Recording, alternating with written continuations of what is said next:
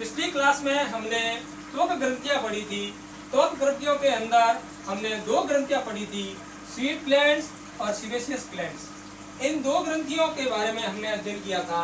ये दो ग्रंथियां त्वक ग्रंथियों में सबसे महत्वपूर्ण ग्रंथियां होती हैं और बाकी जो ग्रंथियां होती हैं, दो ग्रंथियां इन दोनों के रूपांतरण से बनती है। आज हम अध्ययन करेंगे तीसरे नंबर पर त्वक ग्रंथि मेमेरी ग्लैंड्स, जिसे स्तन ग्रंथियां कहा जाता है। क्या होती है स्तन ग्रंथियां और क्या विशेषता होती है इनकी, तो देखते हैं। स्तन ग्रंथियां जो होती हैं वो वक्ष भाग में पाई जाती है और ये डर्मिस की गहराई तक होती है। दूसरे नंबर की इनकी विशेषता ये होती है कि ये ग्रंथियां जो होती है वो अनेक प्रकार की नलिकाओं से मिलकर बनी होती है। जैसे देखिए, ये आगे का भाग जो होता है ये निपल्स कहलाता है और इसके चारों ओर एक गहरा स्किन पाई जाती है, गहरे रंग की स्किन पाई जाती है, जिसे ऑरियोला बोलते हैं।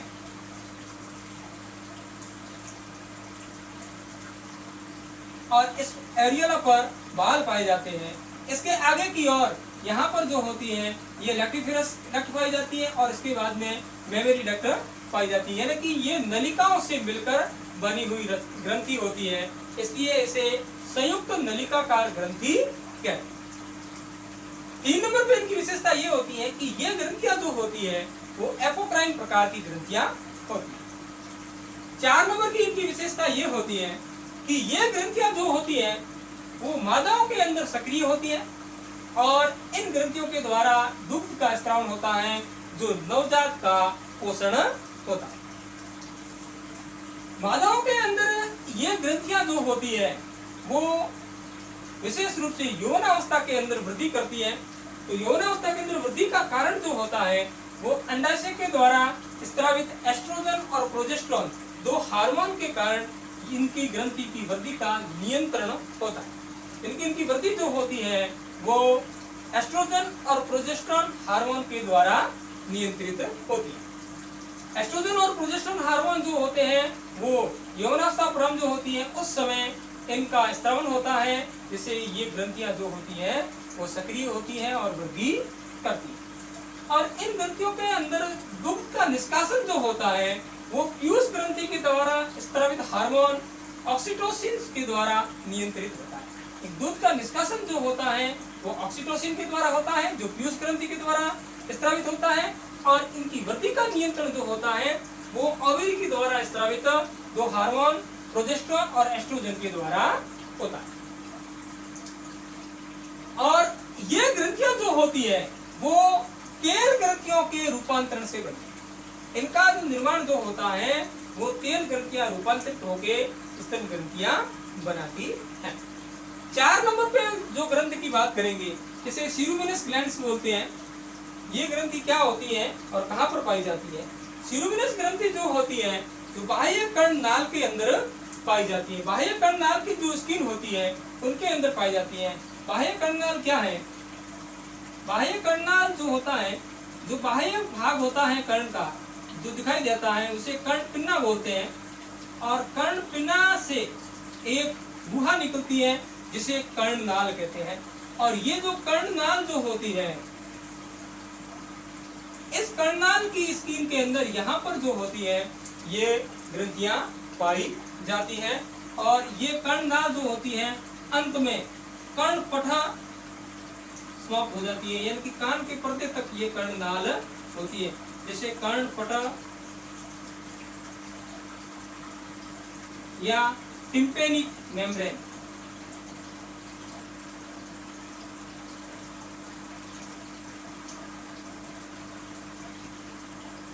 कहा जाता है।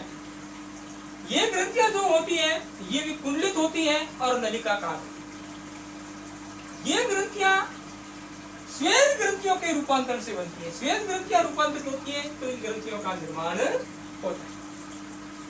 इन ग्रंथियों के द्वारा जो स्रावित पदार्थ होता है वो मोम के जैसा होता है, जिसे सेरुमन बोलते हैं।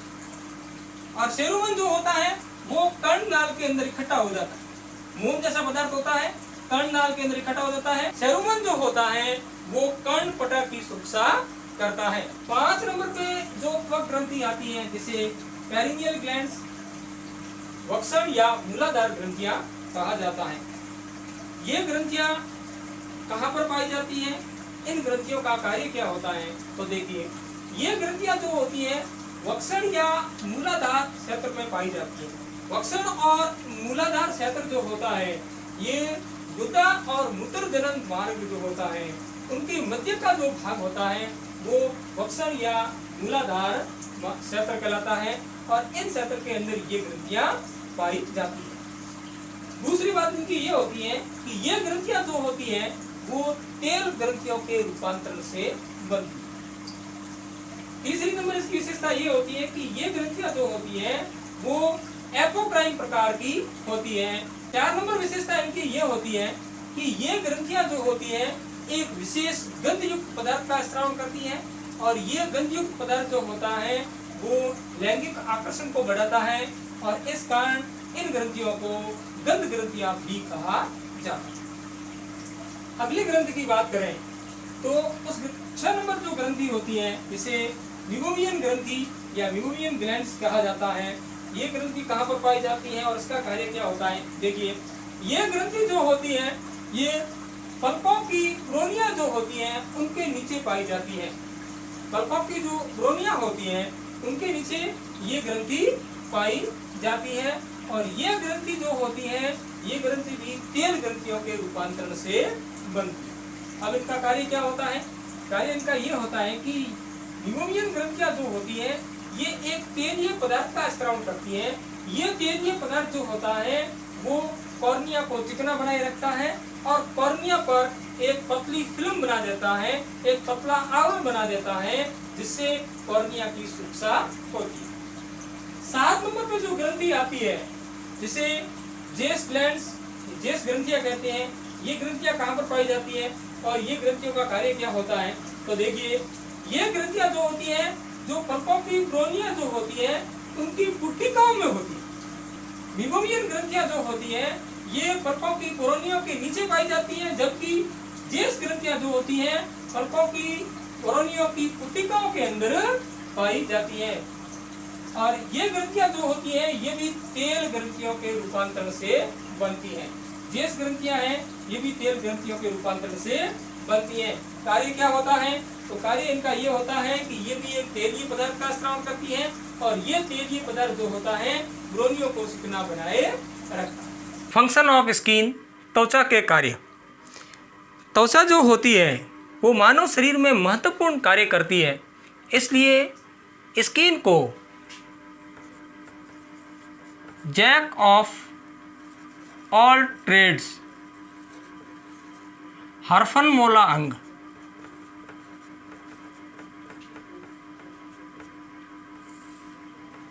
कहा जाता है।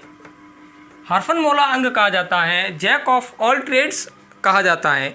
क्योंकि यह जो होती है शरीर के अंदर महत्वपूर्ण कार्य करती है, इसलिए इसे जैक ऑफ ऑल ट्रेड्स या हरफनमौला अंग कहा जाता है। कौन से महत्वपूर्ण कार्य होते हैं, सबसे पहला कार्य देखते हैं, शरीर की सुरक्षा करना। शरीर की सुरक्षा किस प्रकार से करती है, देखिए नंबर 1, स्किन जो होती है हमारे शरीर का सुरक्षात्मक आवरण बनाती है और यह आवरण जो होता है शरीर के जो भीतरी अंग होते हैं उन अंगों की बाह्य वातावरण के साथ में रगड़, चोट और धक्कों से बचाती है।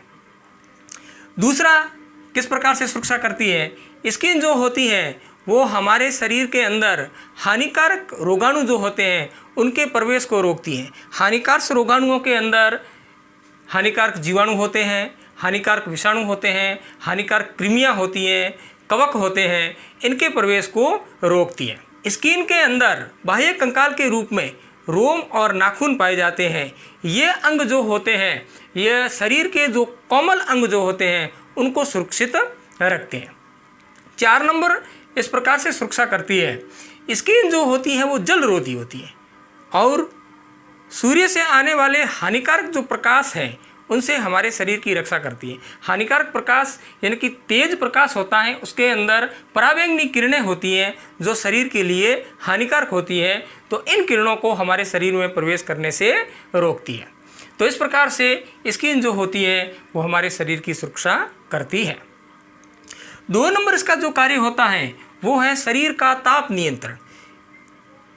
स्किन जो होती है वो शरीर का ताप नियंत्रण में सहायक होती है।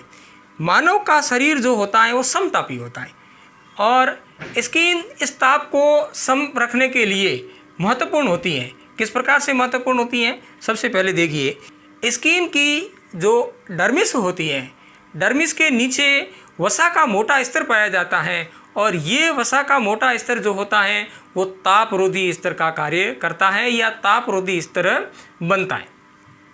2 नंबर, स्किन के अंदर पाई जाने वाली जो त्वक ग्रंथियां हैं, त्वक ग्रंथियों में स्वेद ग्रंथियां जो होती हैं वो पसीने का स्त्राव करती हैं। जब ये पसीना स्किन की सतह पर आता है तो शीतलन प्रणाली के द्वारा स्किन को ठंडा करता है। 7 नंबर कार्य इनका होता है गमन। गमन में स्किन किस प्रकार से सहायक होती है कि स्किन जो होती है वो लचीली होती है, इस कारण ये गमन के अंदर सहायक होती है। 8 नंबर जो कार्य है वो कंकाल निर्माण में स्किन सहायक होती है। कंकाल निर्माण कैसे होता है स्किन से कि स्किन के अंदर जो डर्मिस भाग जो होता है, डर्मिस भाग के अंदर संयोजी ऊतक पाए जाते हैं और इन संयोजी ऊतक से कलाजात अस्थियों का निर्माण होता है, व्यसनास्थियों का निर्माण होता है। अब कलाजात अस्थियाँ जो होती हैं वो संयोजी ऊतक से कैसे बनती है कि संयोजी ऊतक जो होता है इस संयोजी ऊतक के अंदर विशेष प्रकार की कोशिकाएं पाई जाती है जिसे मिसेनकाइमल कोशिकाएं कहते हैं और मिसेनकाइमल कोशिकाएं जो होती हैं वो छोटे छोटे समूह बना देती हैं और ये समूह जो होते हैं वो तंतुओं में बदल जाते हैं और इस तंतुओं के अंदर ओसिन प्रोटीन जो होता है जमा हो जाता है और जिस कारण कलाजात अस्थियों का निर्माण हो जाता है। अगला कार्य जो है वो अवशोषण होता है। स्किन जो होती है वो तेल आदि पदार्थों के लिए पारगम्य होती है। अगर इन पदार्थों की मालिश की जाए तो स्किन जो होती है इन पदार्थों का अवशोषण कर लेती है और ऊतकों को लाभ पहुंचाती है। तो इस प्रकार से अवशोषण का कार्य भी स्किन करती है। अगला कार्य है उद्दीपन ग्रहण करना। स्किन के डर्मिस स्तर के अंदर विशेष अंग पाए जाते हैं जिसे सेंसरी ऑर्गन्स बोलते हैं, संवेदांग बोलते हैं। ये अंग बाह्य वातावरण से संवेदनाओं को ग्रहण करते हैं और इस कारण स्किन को संवेदी अंग भी कहा जाता है, ज्ञानेंद्रिया भी कहा जाता है। अगला कार्य जो है वो दांतों का निर्माण। दांतों के कुछ भागों का निर्माण जो होता है वो डर्मिस के स्तर द्वारा होता है। इस प्रकार कह सकते हैं कि दांतों के निर्माण में भी स्किन है सहायक होती है। अगला जो कार्य जो होता है वो लैंगिक आकर्षण होता है। स्किन के अंदर बाल पाए जाते हैं, बालों का रंग, बालों का विन्यास और मूलाधार जो ग्रंथियां होती हैं, मूलाधार ग्रंथियां, वक्षण ग्रंथियां, पेरिनियल ग्रंथियां, ये जो ग्रंथियां होती हैं इन ग्रंथियों के द्वारा एक विशेष गंधयुक्त पदार्थ का स्त्राव होता है और ये गंधयुक्त पदार्थ जो होता है लैंगिक आकर्षण में सहायक होता है, लैंगिक आकर्षण को बढ़ाता है। अगला कार्य जो है वो है पुनरुद्भवन। पुनरुद्भवन की क्षमता जो होती है स्किन के एपिडर्मिस भाग में सबसे अधिक होती है। अगर स्किन के ऊपर घाव लग जाए तो कुछ ही समय के अंदर घाव जो होता है पुनरुद्भवन की क्षमता के दौरान भर जाता है। स्किन के एपिडर्मिस भाग के अंदर पुनरुद्भवन की क्षमता है वो सबसे अधिक पाई जाती है। इस प्रकार स्किन जो होती है जो मानव शरीर के अंदर अनेक महत्वपूर्ण कार्य करती हैं, इसलिए स्किन को शरीर का जैक ऑफ ऑल ट्रेड्स या हार्पनमोला अंग कहा जाता है।